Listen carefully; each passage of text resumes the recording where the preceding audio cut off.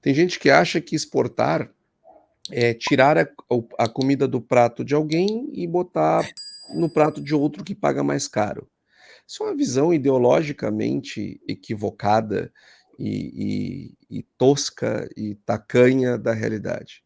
Pelo contrário, exportar significa garantir o abastecimento interno, porque quanto mais a gente exporta, mais a gente produz, e quanto mais produz, maior a disponibilidade interna, porque é sempre mais fácil vender para quem está do outro lado da rua do que quem está do outro lado do mundo. Então, veja o papel das exportações na segurança alimentar, usando como laboratório de observação um produto que tem um volume de produção que é pequeno perto das grandes culturas brasileiras. 3.200.000 não é uma produção como a da soja, que está 160 milhões de toneladas, ou do milho, 127 milhões de toneladas. E aí, então, Marcelo, vai aqui os nossos cumprimentos para a IBRAF, que o IBRAF faz um belíssimo trabalho de relevância para o setor, que chama a atenção da sociedade, chama a atenção de todos nós. O IBRAF é um instituto que tem uma visibilidade muito grande e numa cultura que, embora ela seja queridinha do consumidor, ela não é uma das grandes culturas brasileiras. Vocês fazem mais barulho do que muita cultura grande que tem por aí. Então, isso é fruto do trabalho de vocês, e eu quero aqui reconhecer esse trabalho que vocês fazem.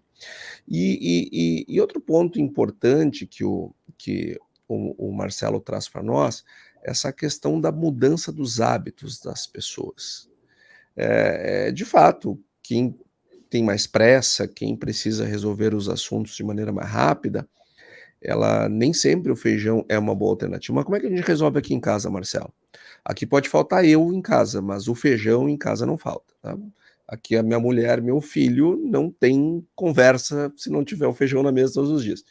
E se faz uma vez por semana, minha esposa fraciona, congela, todos os dias descongela. E aliás, ela tem uma mão para fazer feijão, que é uma coisa maravilhosa.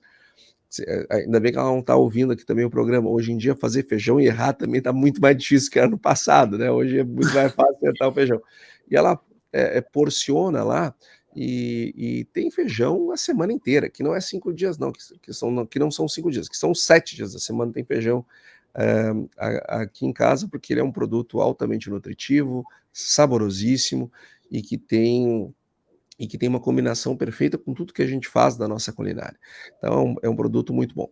Agora, Marcelo, eu queria entender como é que vocês estão vendo a questão da reforma tributária. E eu explico o porquê. Nós tivemos uma experiência muito ruim no Rio Grande do Sul com o feijão do ponto de vista tributário. E essa é uma história que eu conheço bem porque eu me envolvi nela. Tem um determinado ano, lá por 2007, o alguns estados, um estado baixou a alíquota interestadual do feijão para 1%. Aí outro foi lá e baixou para 1, outro foi baixando para 1, e o estado do Rio Grande do Sul tinha uma alíquota de 12. E com muito sacrifício, nós conseguimos que a governante da época baixasse para 7.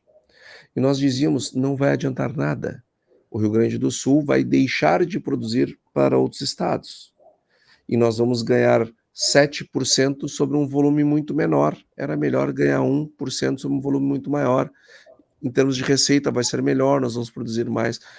Mas não foi fácil de convencer e não conseguimos. Conclusão, nós reduzimos muito a nossa produção, de 220 mil hectares para 60 mil hectares.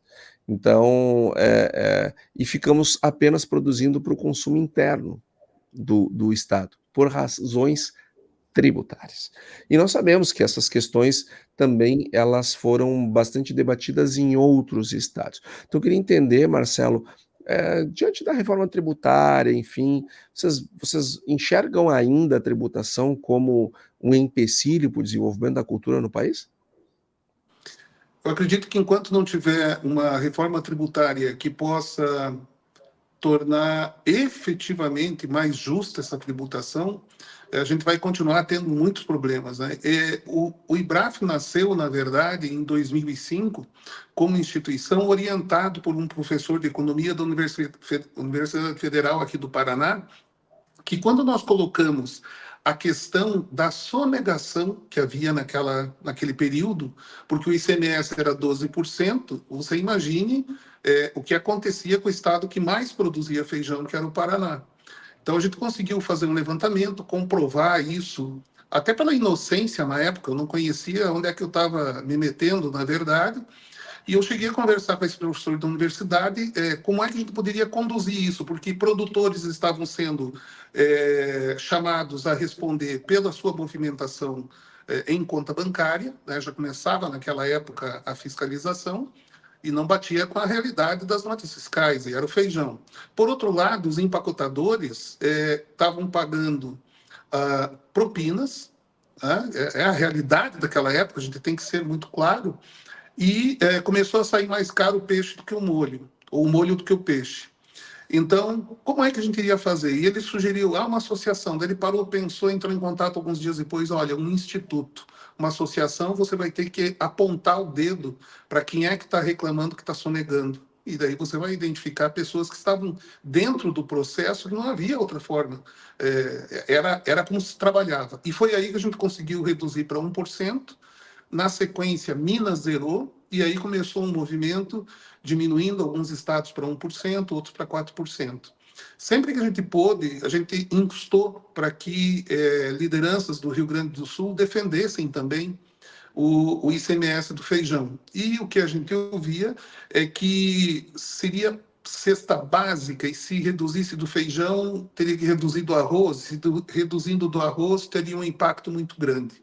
No Paraná, a gente conseguiu comprovar na época exatamente isso que você comentou, de que reduzir para 1%, né, a gente não tinha ideia que ia chegar nisso, mas um ano e meio, mais ou menos, depois, estava arrecadando mais do que 12%, 1% não valia a pena a sonegação e a coisa então funcionava. Então, hoje existem estados que têm 12%. A Bahia, por exemplo, é uma produtora importante, estrategicamente, a logística dela para atender todos os tipos de operação. Atender o Nordeste, atender o Sudeste do país, se precisar, exportar. No entanto, é 12%. Então, causa dúvidas, né? Como é feita a comercialização na Bahia com 12%. E isso trava o desenvolvimento da cultura. Eu acho que aquilo que a gente tem escutado da reforma tributária, a reforma tributária, quando menciona cashback, eu acho temerário, né? A gente já teve conversando internamente que seria temerário, mas que uma isenção, ou enfim, da cesta básica seria algo interessante. Mas eu confesso para você, Antônio, de que o meu conhecimento é limitado, tá, sobre o efeito de uma tributação zero para a cesta básica. Eu não sei até onde isso, por exemplo, créditos que existem hoje de outros impostos que chegariam, não seriam utilizados aí pelo setor, porque pagar imposto vai continuar pagando, né, Uhum. embutido nos seus insumos e nos seus custos, tá? Mas eu confesso que essa